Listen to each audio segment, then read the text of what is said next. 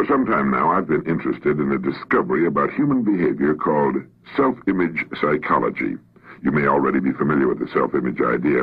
This is the principle that each of us is controlled by his mental picture of himself. If you've thought much about it, I'm sure you agree that a good self-image is vital to our happiness and to the achievement of our goals in life. But if you aren't yet familiar with this new idea, let me introduce it by quoting my old friend Dr. Maxwell Maltz, who said, "The most important psychological discovery of this century is the discovery of the self-image." Our self-image is our own conception of the sort of person I am. Each of us builds a self-image out of his beliefs about himself. It's unconsciously formed from past experiences, our successes and failures, our humiliations and triumphs. It determines the way we interpret other people's reactions to us. In short, this mental picture we have of ourselves turns out to be a kind of life-governing device. Now, that's the most significant part of the whole self-image principle, that our mental picture determines our interpretation of everything that goes on about us, our reactions to life and other people, our feelings, thoughts, actions, even our abilities.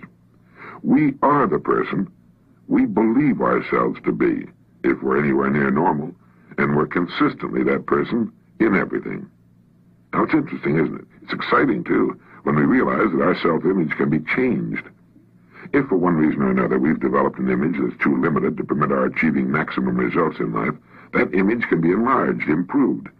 There's one point to keep in mind here, though.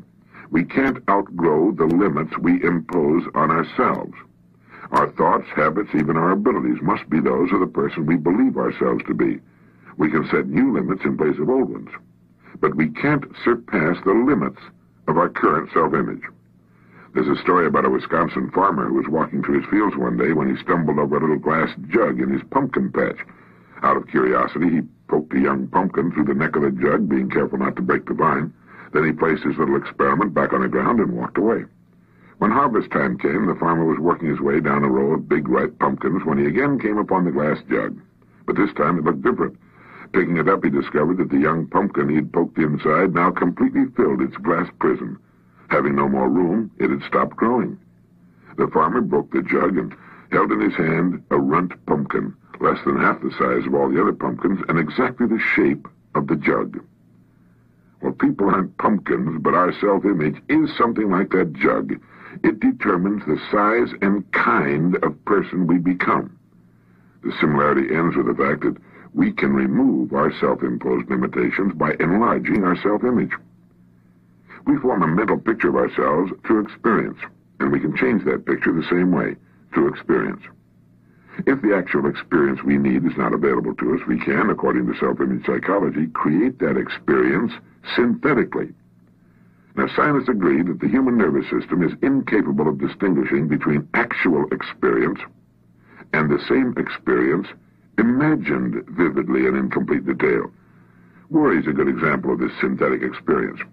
When a person worries about something, he projects himself mentally, emotionally, even physically, into a situation that hasn't even occurred. The man who worries intensely about, well, say, failure, finds himself experiencing the same reactions that accompany actual failure, feelings of anxiety, inadequacy, and humiliation, and eventually headaches and an upset stomach.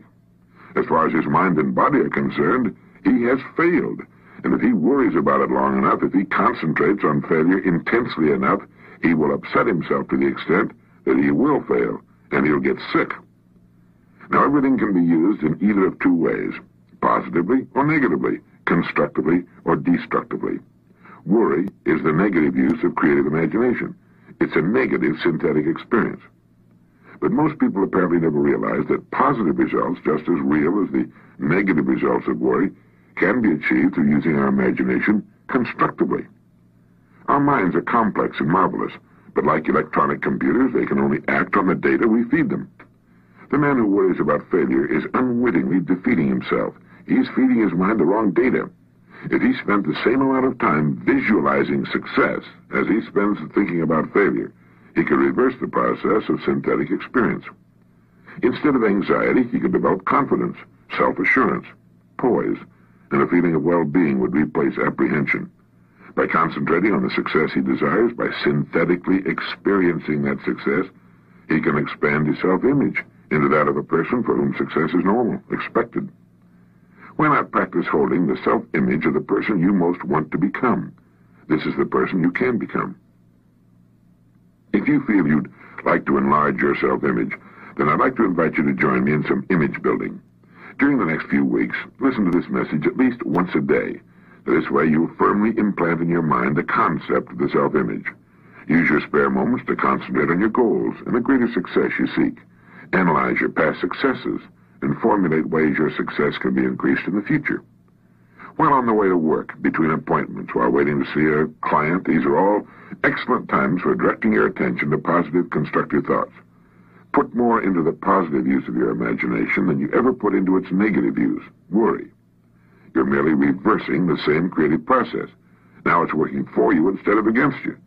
Now, since the mind works best when we feed it only one set of instructions, do not worry if you can help it during the course of this exercise. Your creative imagination can enlarge your self-image appreciably in just 3 weeks, and it will if you just let it. Nobody pokes us into glass prisons beyond which we can't grow, but all too often, almost unknowingly, we set unnecessary limits for ourselves by holding a self-image that's restricted, inadequate for the full realization of our potentialities. Each of us is, at this moment, the product of all his thoughts and experiences and environment up to this point. Through thought, we can control to an almost unbelievable degree both our experience and our environment from here on. Whether or not we choose to direct our own course through life is entirely up to us. The important thing is to know that it can be done. This is Earl Nightingale, and thank you.